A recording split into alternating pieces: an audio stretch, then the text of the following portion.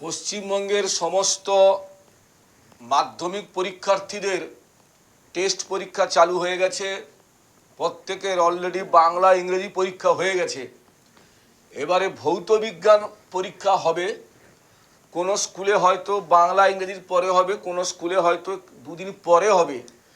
তবু আমি বলে রাখি, এই গাণিতিক সমস্যা, মাধ্যমিকের ভৌত বিজ্ঞানের গাণিতিক সমস্যা করতে গেলে যে সমস্ত ফর্মুলাগুলো তোমরা অবশ্যই পরীক্ষার আগের দিন দেখে যাবে, সেই ফর্মুলাগুলো নিয়ে আমি আলোচনা করছি। প্রথম হচ্ছে গ্যাসের আচরণ থেকে অঙ্ক পড়বে। গ্যাসের আচরণ, এই গ্যাসের আচরণ থেকে তোমাদের অঙ্ক পড়বে। কি সূত্র তোমরা প্র্যাকটিস করবে? 1 নম্বর সূত্র, P1V1 = P2V2, অবশ্যই টি স্থির। P1টা কি? P1টা হচ্ছে প্রাথমিক চাপ, V1 প্রাথমিক আয়তন, P2 হচ্ছে অন্তিম আয়তন, P2 অন্তিম চাপ, V2 অন্তিম আয়তন। এখানে দেখবে টি অর্থাৎ টেম্পারেচার ফিক্সড রয়েছে। এই ফর্মুলা একটা রাখতে পারে। 2 নম্বর ফর্মুলা, V1/V2 = T1/T2, P স্থির। এই ধরনের অঙ্ক পড়তে পারে। অপরিবর্তিত চাপ দিয়ে অঙ্ক পড়তে পারে, যেখানে ফর্মুলা লাগাতে হবে V1/V2 = T1/T2। ক্লিয়ার? 3 নম্বর ফর্মুলা, P1V1/T1 = P2V2/T2, অর্থাৎ এখানে চাপ, আয়তন এবং উষ্ণতা সবই হচ্ছে পরিবর্তনশীল। এই 3টা সূত্র দিয়ে একটা অঙ্ক তোমাদের অবশ্যই থাকবে। এই সূত্রগুলো ভালো করে ফলো করবে। এর যে অথবা অঙ্কটা থাকবে, অথবাটা যেটা থাকবে সেটা হচ্ছে PV = nRT। এই সমীকরণ দিয়ে কোশ্চেন থাকবে, অঙ্ক থাকবে। তোমরা এই 3টে দিয়ে একটা অঙ্ক থাকবে, যে কোনো একটা অঙ্ক, অথবা এটা দিয়ে থাকবে। P চাপ, V আয়তন, N হচ্ছে মোল সংখ্যা আর সার্বজনীন গ্যাস ধ্রুবক, T হচ্ছে কেলভিন স্কেলে উষ্ণতা। তোমাদের জন্য আমার সাজেশন, তোমরা এর অঙ্ক বাদ দিয়ে এই অঙ্কটা করার চেষ্টা করবে। পরীক্ষায় দুটোই থাকবে, তোমাকে যে কোনো একটা করতে হবে। আমার সাজেশন তোমরা এইটা দিয়ে করবে। এই গেল গ্যাসের আচরণ। এবার অঙ্ক থাকতে পারে তোমাদের রাসায়নিক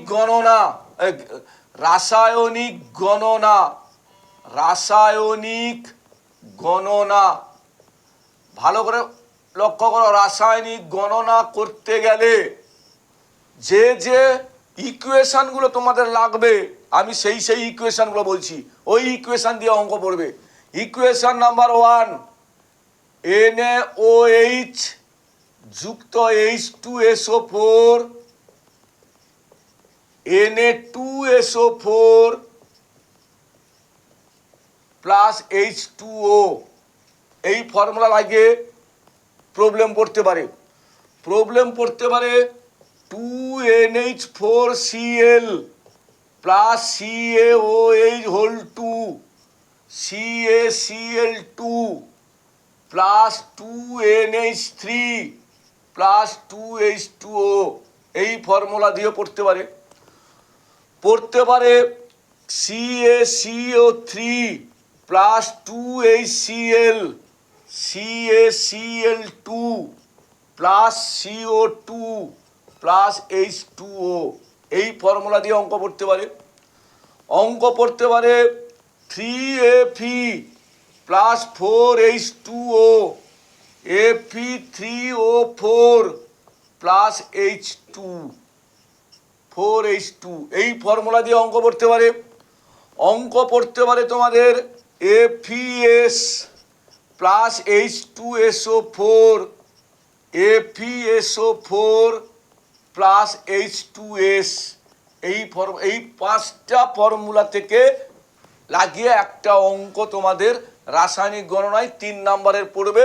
তোমরা কিন্তু এই 5টা ফর্মুলাকে ভালো করে প্র্যাকটিস করে যাবে। হলো? এবার চলে যাচ্ছি আলোক। আলোকে আলোকে কেমন কোশ্চেন করতে পারে, কোন সূত্র দিয়ে অঙ্ক পড়তে পারে? আলোক আলোক আলোকে কোন সূত্র দিয়ে পড়তে পারে? সূত্র number 1, mu equal to sine i by sine r. এই ফর্মুলা দিয়ে মিউ হচ্ছে প্রতিসরাঙ্ক, আই হচ্ছে আপতন কোণ, আর হচ্ছে প্রতিসরণ কোণ।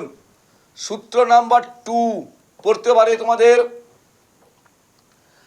এ মিউ বি ইকুয়াল টু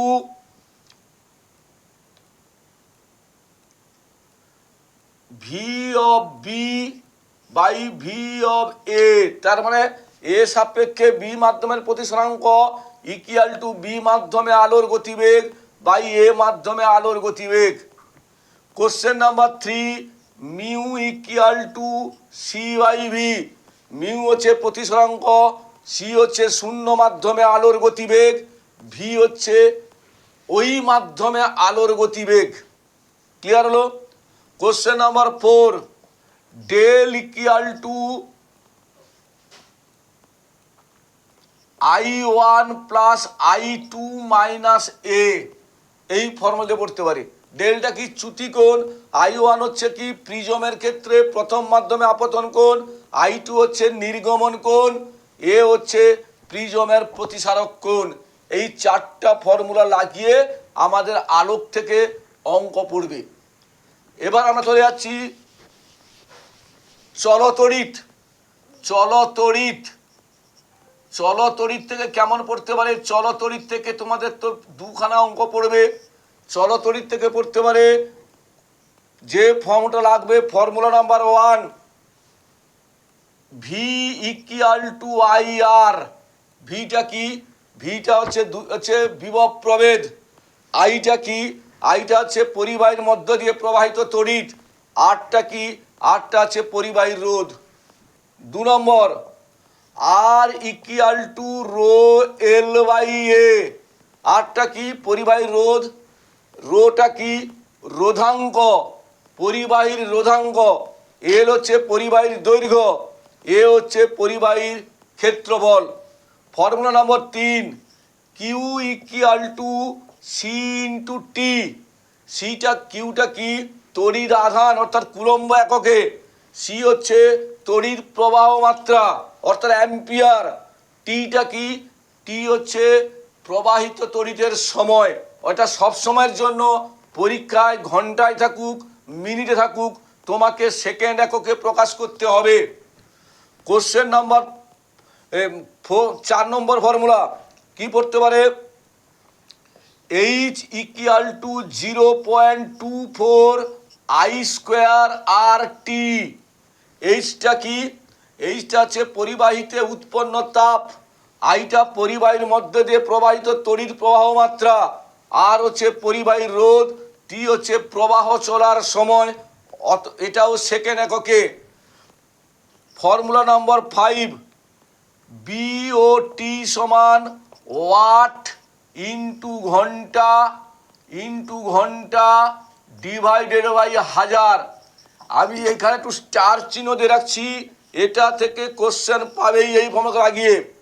অর্থাৎ এটা কি ধরনের কোশ্চেন পড়তে পারে? তোমার বাড়িতে প্রত্যহ 100 ওয়াটের বাতি 3টে, 150 ওয়াটের ফ্যান 2টো, কি 500 ওয়াটের হচ্ছে ফ্রিজ একটি, প্রত্যহ 4 ঘন্টা ধরে চলে, এবং বিদ্যুতের প্রতি ইউনিটের দাম যদি 6 টাকা হয়, মোট কত বিল দিতে হবে?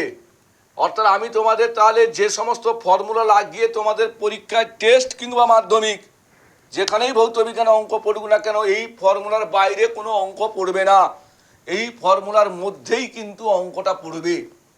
ক্লিয়ার? তোমরা তাহলে পরীক্ষার আগের দিন এই সূত্র সংক্রান্ত একটা করে উদাহরণ দেখে যাবে, পরীক্ষায় পেয়ে যাবে।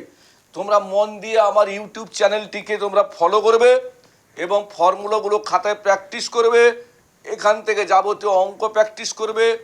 পরীক্ষার আগের দিন অবশ্যই দেখবে এবং চ্যানেলটি সাবস্ক্রাইব কিন্তু অবশ্যই করবে। ঠিক আছে? এবার তোমার টেস্ট পরীক্ষা ভালো করে দাও। টেস্টের পরে কিন্তু তোমাদের আবার যে সমস্ত চ্যাপ্টারে আমি এখনও পর্যন্ত সাজেশান দেওয়া বাকি রয়েছে সেই সাজেশানগুলো কিন্তু আমি তোমাদের দিয়ে দেবো।